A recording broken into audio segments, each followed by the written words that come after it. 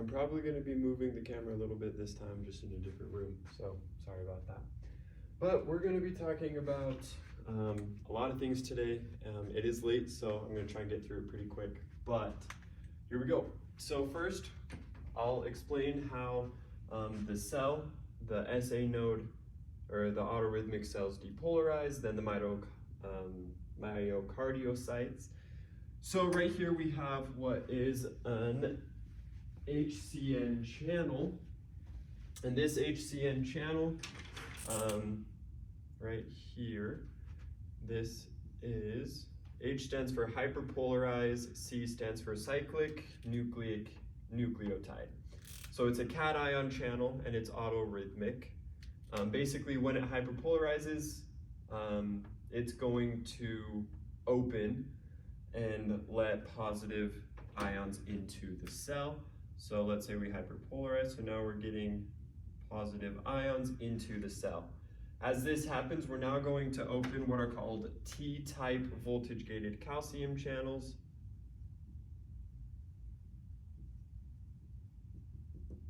And they're going to let calcium into the cell. And as that happens, this will open what are called L-type voltage-gated calcium channels. And those are right here. So we have L-type voltage-gated calcium channels. So those are going to let calcium come into the cell, depolarizing it. Some of this calcium will meet up with this RYR receptor, ryanodine receptor, and it will open it, allowing some calcium from the sarcoplasmic reticulum into the ICF. As this happens, we're going to open this voltage-gated potassium channel, and potassium is going to come out and repolarize it a little bit as we continue. But all of this calcium is going to send off a BWONG down its dendrites, and they'll go through this. It's not really a channel, it's just kind of a pore is what they said.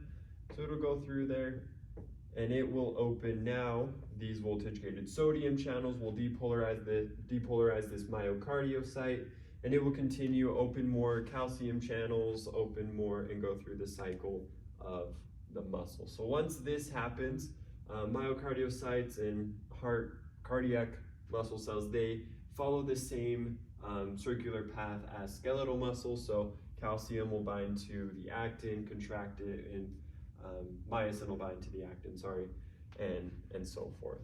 And so once that happens, once it's sent off, we start to repolarize this cell. Calcium leaves. This is what is called a GERK channel.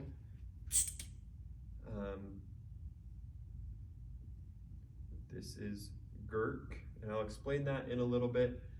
Basically, this is powered by ACH. It's an N2 receptor. HCN is a beta-1 receptor. Beta-1, which is highly catecholamines, but mainly norepinephrine. So now that that has happened, we're going to go over to this graph and kind of see what's going on as we look at it from this point of view. So we have some different phases. We have phase 0, which, like we said, is basically, we're going to start here, so we're going to open HCN channels. Phase 0 is the opening of T-type voltage-gated calcium channels.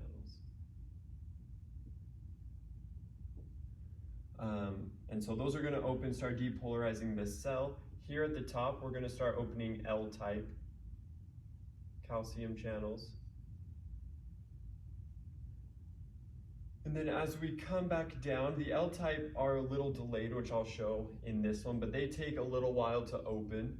But they'll start opening, and then in phase 3 is when we open those voltage-gated potassium channels. And there's more than one, there's not just one, there's many.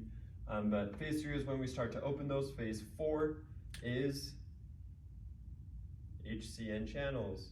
So when we hyperpolarize, these open, allow more cation sodium into the cell, and we depolarize again and again. So now this is more of an autorhythmic cell. This is a myocardiocyte. So the myocardiocyte is a little different. We got a few more phases. We have phase 4, 1, 2, 3, 4, obviously. So phase 4, as we can see in the cell, are voltage-gated sodium channels opening up. Sorry, not phase 4. This phase right here, this upward, are voltage-gated sodium channels opening. In phase 1, we're going to be opening voltage-gated potassium channels, as well as we saw this calcium that moved through, started to belong. So we're going to be opening chloride channels. They're not really voltage-gated, but they're calcium-induced. So the amount of calcium we have inside of the cell now is going to induce those chloride channels to open. In this little part right here, we're going to start L-type calcium channels to open. And they take a while, like I said. So they're going to start to open right here, but they're not going to fully open. Like lots aren't going to be open until about here. So at this point, we now have tons of L-type channels open. So now we are rapidly depolarizing this cell again. So once we open these voltage-gated potassium channels, it starts to repolarize, but now we're opening voltage-gated calcium channels into this cell. And so we're going to start to plateau a little bit, but we don't want to plateau. That's not great. That's a very long contraction if we do. And so we open a few types of channels. They're called IF channels or IK channels. And we have 4 of them.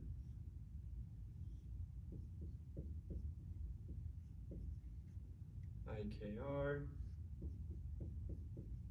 IKS, and down here, about here, we have IK1. IK1 is more of a general. I is just a current, K is potassium, and the UR means ultra rapid, R means rapid, S means slow. IK1 is more just of a general IK channel. And so because these L-type are open, we have lots open, so we need now to open these other channels to let potassium out to again repolarize this cell. And as we continue down farther, we open this IK1 channel, which helps aid us down back towards here, back towards phase 4. So myocardiocyte, we do have an RMP, which is about at -90, and that's because these potassium channels are open, rapidly repolarizing us and keeping us down here at -90 until the next action potential comes.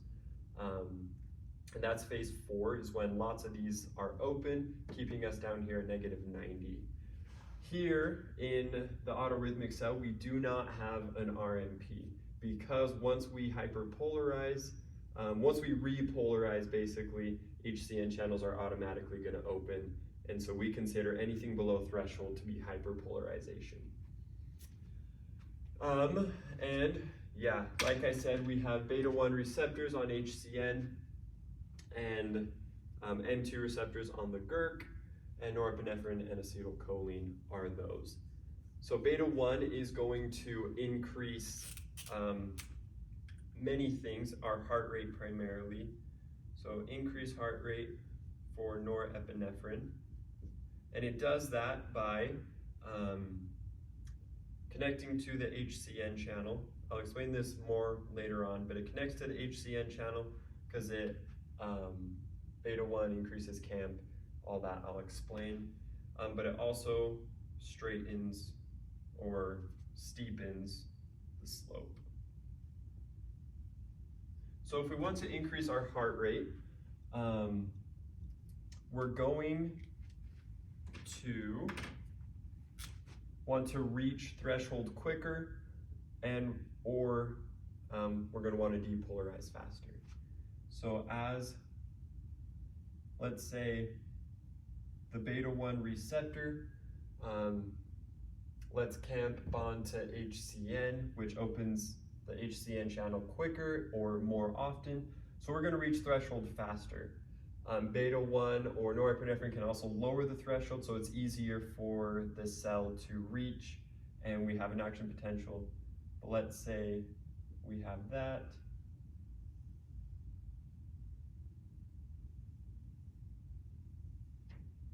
And so our heart rate is actually going to get quicker because we have increased our HCN input, so more are coming in, or we've lowered the threshold so the cell reaches threshold quicker and causes an action potential and so forth. However, if we want to decrease our heart rate, we use the GERK channel, and that actually, we use acetylcholine.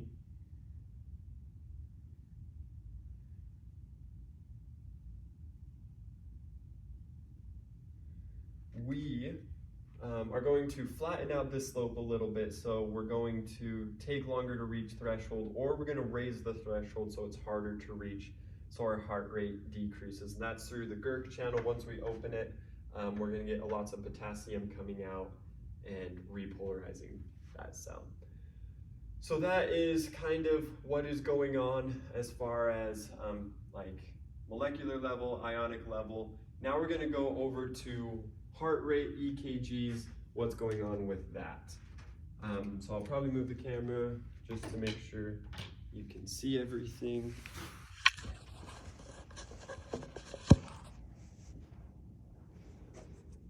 All right. Okay. So here we go. So right here we have our EKG. This is a normal EKG. We have a P wave, Q, R, S, and T waves. First, I need to explain as we depolarize the cell, what is going to happen with the EKG. So first, we're just going to use 3 cells, for example. They're all negative on the inside to start, positive on the outside. So we just get this flat line. And we're going from a negative sensor to a positive sensor. So, we're good. So as we start to depolarize, we're going to start putting negative charges on the outside of the cell, positive on the inside. And these sensors read the outside of the cell. And so it's going to read a negative charge going to a positive sensor. So negative to a positive. And that is good because that means we're going to have an upward deflection of the line. So as we start to depolarize going this way, we have this line and then we start to increase. And that's the deflection upward. So if we depolarize the entire cell, we have all negatives on the outside, all positives on the inside.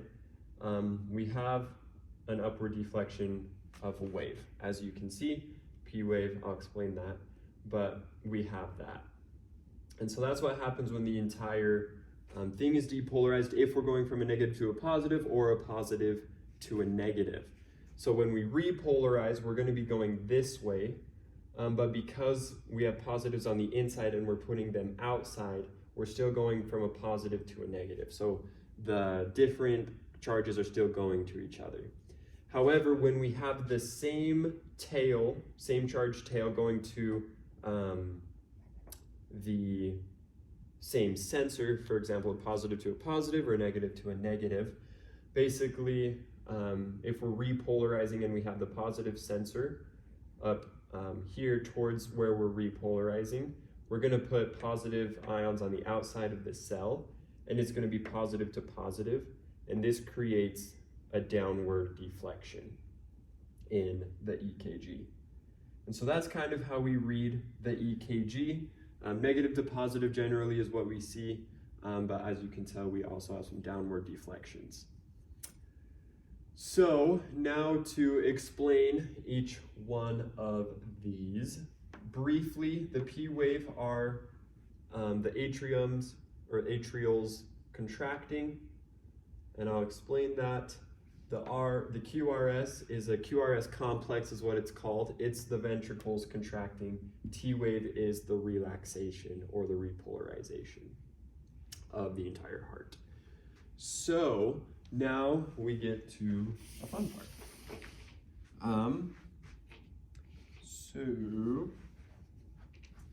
Okay. we have the heart right here, the atriums, the ventricles. This is the endocardium, epicardium. This is the muscle. This is like the empty space. So we have the negative sensor, positive sensor. We're going to start up here. This is the SA node. And the SA node is going to depolarize, like I explained up there. And we use this by taking the average vector of the direction of the depolarization. So the average vector, it's going to depolarize both of the atriums. And so the average is going to go towards, sorry, that was bad, towards the positive sensor. And so it's going to depolarize both of those, so they're completely depolarized. But we see this wave, because we're going from a negative to a positive with that average vector, we're coming this way, we're going to get an upward deflection, and that is the P wave. Now, all of this is depolarized, and the current kind of just regroups at the AV node, sends it down the bundle of His into the bundled branches. And this is where we get this first downward wave. So it's going to start depolarizing about right there. Kind of about the interventricular septum, going from endocardium to epicardium. But we're going to see that the average vector for this one, if we have a horizontal line, it's just slightly above it. So we can say it's more pointing towards this negative sensor. So we have a negative going to a negative. And that gives us this downward Q deflection right there. That Q wave is downward because we got negative going to a negative. Now, this is all depolarized. And this is mostly all depolarized now. And now we go endocardium to epicardium. So we're going to start polarizing kind of like this. So you can see the average vector is coming out like this towards the positive sensor. And so we're going to get that massive R wave right there that you see. Now we're going to get this Q or this S wave because we've depolarized all of this. But the left ventricle is bigger than the right ventricle. So we have a little section about right here that is going to depolarize last. And so the average vector for this one is again more pointing towards the negative sensor than it is the positive sensor. And so that gives us the downward deflection of the S wave. So now the T wave is the repolarization. So we've now made the entire cell negative on the outside, and we're gonna start in the apex and depolarize upward. So since we're all negative, as we repolarize, sorry, mix those up a little bit. As we repolarize, we're going to have positive tails going to a negative sensor, which gives us that big last and final T wave. And so that is how we read an EKG. P is atrial contraction, QRS is ventricular contraction, and T wave is the repolarization, relaxation of the entire heart. So now we can look at some, make sure you can see it. Look at some abnormalities in the EKG. So first is NSTEMI. NSTEMI basically is, NSTEMI means non-ST elevated myocardial infarction. And I'll explain what that means right now. So we have blood vessels going into, let's say this is the apex of the heart, the bottom of the heart. We have blood vessels going into it, and they're providing blood flow. However, let's say we have a clot that comes into the blood vessel, and it starts to not allow blood or oxygen into this section of the heart. The endocardium is the last to receive oxygenated blood, and so these cells right here towards the bottom of the heart and in the endocardium are more at risk of being hypoxic than the epicardium. There are no blood vessels inside of the actual ventricle itself, only innervated by the coronary arteries. So if you get a clot coming in, it's going to block off oxygenated blood getting into the endocardium. And we're going to see this group of hypoxic cells right here. And they are negative on the outside because we can't repolarize them because they're dead. They don't have any oxygen to do that. And so what we're going to see is because they're negative, we have positive charges on the outside, and this creates what is called a dipole. There is going to be an electrical field between these two, and when the EKG senses this as we repolarize, it's going to put the baseline at, it's going to compensate for this disturbance pretty much.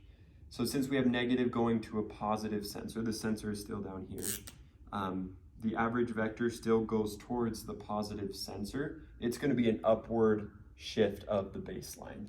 So this is a normal EKG. We have the P wave, Q wave, RST all the way.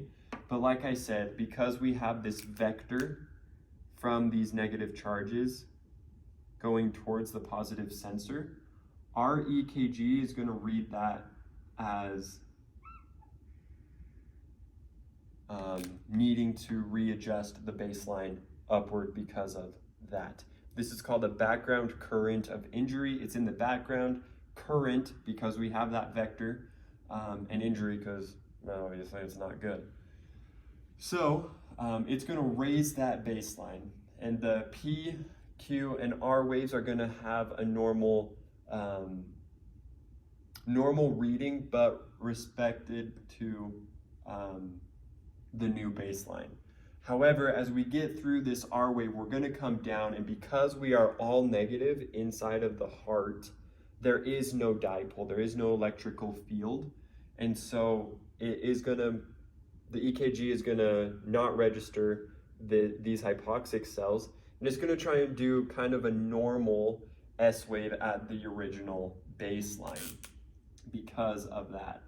So it's going to try and come down and do that normal. But as we repolarize, it's going to detect that electrical field again because we can't repolarize those hypoxic cells.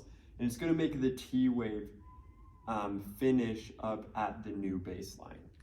So even though the S wave tried to get down to the original, what it was, because we can't repolarize these hypoxic cells, we're left with the T wave up at a new baseline. This is called ST depression.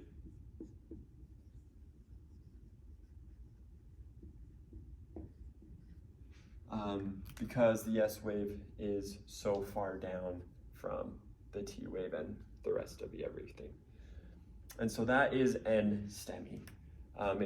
The big thing to note is that the hypoxic cells do not cross the entire length of the muscle. However, with STEMI, make sure you can see it. Yep. With STEMI, we now have the hypoxic cells are the entire width or length of the muscle. So there is no healthy tissue or oxygenated muscle in between it. It's just full. It's called the transmural background current of injury. So STEMI is ST elevated myocardial infarction.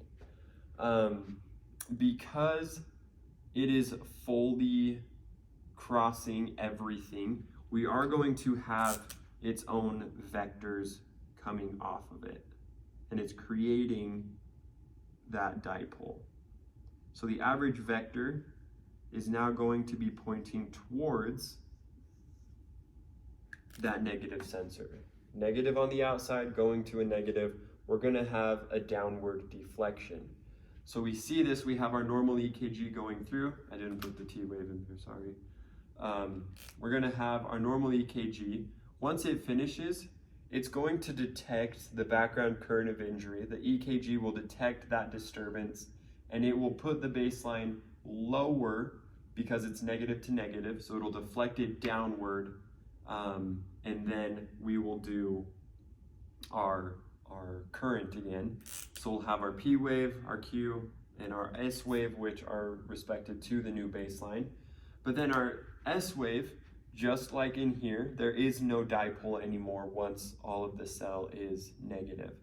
So once all the cells are negative. So once it's negative, it's going to kind of do an S wave at the normal baseline, try and go up, but as we repolarize, it's going to, again, start to detect that background current of injury again, and it's going to lower that T wave down to the new baseline.